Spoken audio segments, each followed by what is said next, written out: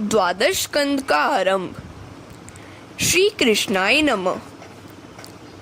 कलयुग के राजवंश, कलयुग के धर्मों का वर्णन। 12वें स्कंद में आश्रय लीलाएं। भागवत का प्रतिपाद्य तत्व आश्रय ही है। राजा परीक्षित ने पूछा, अब इस पृथ्वी पर किसका राज्य होगा? सुखदेव जी कहते हैं, जरासंध के पिता बृहद्रथ के वंश का अंतिम राजा होगा पुरंजय और उसके मंत्री का नाम होगा शौनक। वह अपने स्वामी को मारकर अपने पुत्र प्रद्योत को राज सिंहासन पर बिठलाएगा।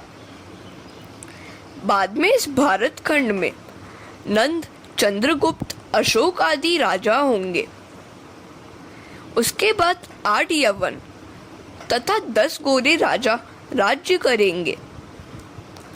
कलयुग के छलिया राजनीतिज्ञ भारत के टुकड़े टुकड़े करके देश को छिन्न भिन्न कर देंगे।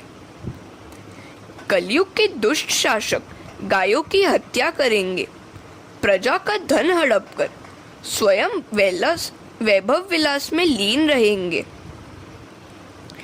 कलयुग के ब्राह्मण वेद तथा संध्या से विहीन हो जाएंगे। अपने कुटुंब मात्र का पालन पोषण करना ही चतुराई मानी जाएगी और धर्म का सेवन मात्र कीर्ति के हेतु ही किया जाएगा। दाक्ष्यम कुटुंब भरणम यशोर्थे धर्म सेवनम। भागवत में बताए गए कलयुग के लक्षण आज प्रत्यक्ष दिखाई दे रहे हैं। हे राजन, कलयुग के अंत में धर्म की रक्षा के हेतु भगवान कल की अवतार धारण करेंगे। पृथ्वी पर आज तक न जाने कितने सम्राट आए और चले भी गए। कलयुग के पुरुष नारी के अधीन रहेंगे। स्त्रीणा कलौ नरा। मनुष्य को चाहिए कि अपनी स्वार्थ सिद्धि के लिए किसी का द्रोह न करे। हरे कृष्णा।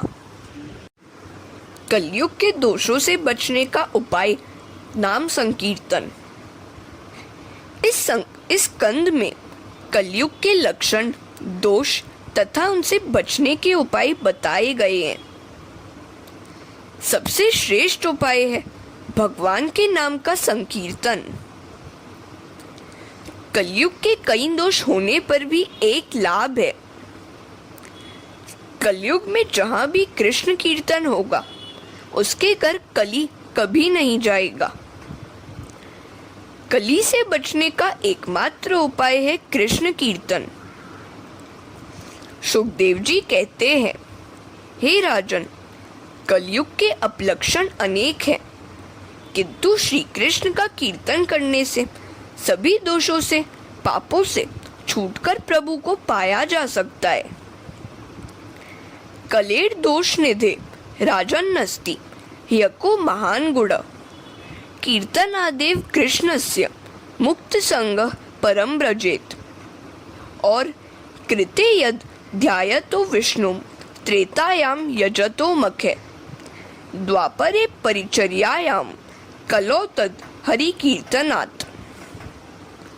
सतयुग में विष्णु के ध्यान से, त्रेता युग में यज्ञों से, द्वापर में विधि पूर्वक विष्णु पूजा से जो फल मिलता था, वही फल कलयुग में भगवान के नाम कीर्तन से मिलता है। मृत्यु के समय परमेश्वर का ध्यान करने से वे जीव को अपने स्वरूप में समाहित कर देते हैं। हे राजन, तुम आसन्न मृत्यु हो, अतः अपने हृदय में भगवान केशव की स्थापना करो, वे तुम्हें परम गति देंगे। हे राजन, जन्म, जरा और मृत्यु शरीर के धर्म है, आत्मा के नहीं। आत्मा तो अजर और अमर है। सो मैं मर जाऊंगा, ऐसी पशु बुद्धि का त्याग करो। घट फूट जाने पर उसमें समाया हुआ आकाश महाकाश से मिल जाता है। इसी प्रकार देहोत्सर्ग होने पर जीव ब्रह्ममय हो जाता है। राजन, आज तक्षक तुम्हें डसेगा। वह तेरे शरीर को मार सकेगा, आत्मा को नहीं। तुम्हारी आत्मा तो परमात्मा से जा मिलेगी। तुम शरीर से भिन्न हो, आत्मा परमात्मा का अंश है। अहम ब्रह्म परम धाम, ब्रह्माहम परमम पदम। राजन, मैं ही परमात्मा रूप ब्रह्म हूँ और परमप्रद रूप ब्रह्म भी मैं ही हूँ। ऐसा सोचकर अपनी आत्मा को ब्रह्म से जोड़ लो। तक्षक रूपी काल भी श्री कृष्ण का ही अंश है। शरीर नाशवान है, लेकिन आत्मा तो अमर है। जब तक मैं यहाँ हूँ, तक्षक नहीं आ पाएगा। सो यदि कुछ और सुनने की इच्छा हो तो जरूर बताओ। हरे कृष्णा। श्रीमद् भागवत के श्रवण के 5 फल। परीक्षित द्वारा सुखदेव जी की पूजा एवं परीक्षित की परम गति। राजा परीक्षित कहते हैं, महाराज, आपने मुझे व्यापक ब्रह्म के दर्शन कराए हैं, सो मैं निर्भय हो गया हूँ। श्रीमद् भागवत श्रवण के 5 फल हैं। निर्भयता, निसंदेहता, हृदय में प्रभु का साक्षात प्रवेश, सभी में भगवत दर्शन एवं परम प्रेम। गुरु जी, मैंने 5 फल प्राप्त कर लिए हैं। प्रभु, भागवत का प्रथम स्कंद सुनकर परमात्मा के दक्षिण चरण के, द्वितीय स्कंद सुनने से वाम चरण के, तीसरे और चौथे स्कंदों को सुनकर दोनों हस्त कमल के, पंचम और छठे स्कंद को सुनकर दोनों जंघा के, 7वें स्कंद के श्रवण से कटी भाग के, अष्टम और नवम स्कंद सुनकर प्रभु के विशाल वक्षस्थल के दर्शन हुए। दशम स्कंद के श्रवण से प्रभु के मुखारविंद और नयनों के दर्शन हुए। एकादश स्कंद को सुनकर श्रीनाथ जी का ऊपर उठा हुआ हस्त दिखाई दिया।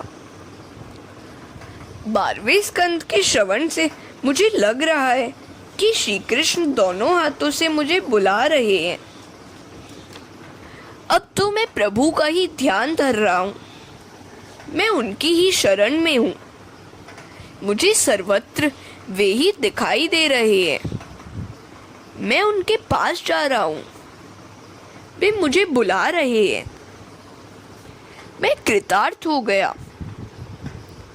महाराज, आपने न केवल कथा श्रवण कराया, प्रभु के दर्शन भी मुझे करा दिए।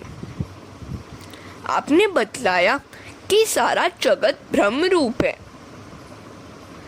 तक्षक नाग जगत से पृथक नहीं है, वह भी ब्रह्म रूप ही है। मैं आपको बार बार प्रणाम करता हूँ। आपने मुझ पर बड़ा उपकार किया है।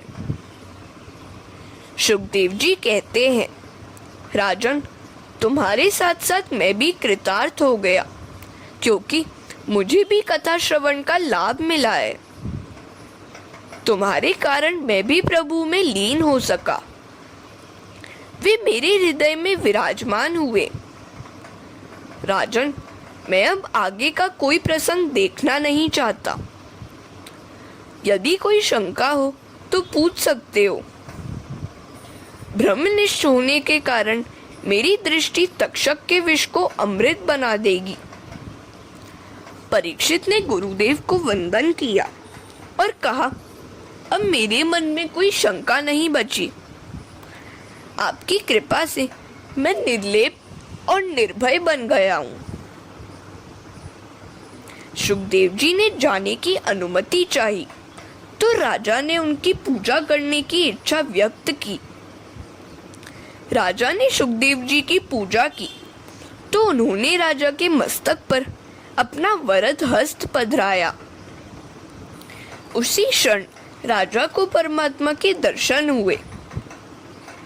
जीव और ब्रह्म एक हो गए। सत्र में भाग ले रहे सभी महर्षियों को परम आश्चर्य हुआ। व्यास जी सोचते हैं, मैंने अपने पुत्र को भागवत का अभ्यास कराया, किंतु जो तत्व सुखदेव जी जान सके वह तो मैं भी नहीं जान पाया। व्यास जी ने सुखदेव जी को प्रणाम किया। गुरु सुखदेव जी अंतर्ध्यान हो गए। राजा परीक्षित के शरीर में से एक ज्योति प्रकट हुई और महाज्योति के साथ मिल गई। तक्षक ने आकर राजा को दंश किया, किंतु वे तो कब के भगवान के धाम में सिधार चुके थे। परीक्षित की भांति काल के आगमन के पूर्व ही परम धाम में जाने वाले को धन्य है। सूत जी कहते हैं, परीक्षित का मोक्ष मैंने स्वयं देखा था। इस प्रकार सभी पापों की नाश करता और इंद्रियों के नियंता भगवान श्रीहरि का भागवत में वर्णन है। कथा सुनकर जीवन में उतारोगे तो कथा श्रवण सार्थक होगा। सत्कर्म का कोई अंत नहीं होता। जीवन के अंत तक सत्कर्म करते रहो। कथा श्रवण के समय वक्ता और श्रोता से जाने अनजाने कुछ दोष हो जाने की संभावना है। अतः 3 बार श्री हरिये नमः इस प्रकार बोलो। ऐसा जप करने से सभी दोष जल जाएंगे। मनुष्य ठोकर लगते समय, चीखते समय, दुखी अवस्था में, विपदा में यदि श्री हरिये नमः का सस्वर पाठ करे तो उसके दोष और दुख दूर हो जाते हैं तथा उसके पाप नष्ट हो जाते हैं। पतितः स्खलितश्चार्तः श्रुत्वा वा विवशो ब्रुवन् हरिये नमः इत्युच्चैर्मुच्यते सर्वपातकात्। अंत में जिनका नाम संकीर्तन सभी पापों का नाश करता है और जिनको किए गए प्रणाम सभी दुखों को शांत करते हैं, उस परमात्मा को, श्री हरि को हम प्रणाम करें। नाम संकीर्तनम यस्य सर्व पाप प्रणाशम प्रणामो दुःखशम नस्तम नमामि हरिम परम। श्री हरिये नमः, श्री हरिये नमः, श्री हरिये नमः। हरे कृष्णा।